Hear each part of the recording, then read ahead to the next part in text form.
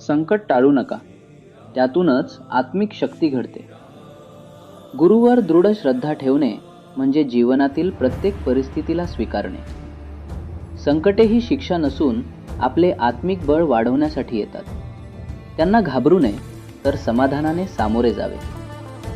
दुखणे आले तर औषध घ्यावे, पण खरे बरे करणारा परमात्माच आहे हे विसरू नये. आपण परमात्म्याला शरण जाऊन फक्त एवढीच प्रार्थना करावी, हे देवा, हे दुःख सहन करण्याची ताकद दे. समाधान ढळू देऊ नकोस आणि तुझे स्मरण अखंड ठेव.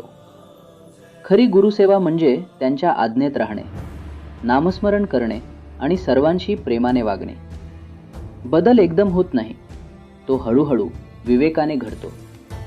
भजन, पूजन, नामस्मरण यांचा खरा परिणाम ते मनापर्यंत पोहोचल्यावरच दिसतो आणि तेव्हाच जीवनात खरी शांतता निर्माण होते.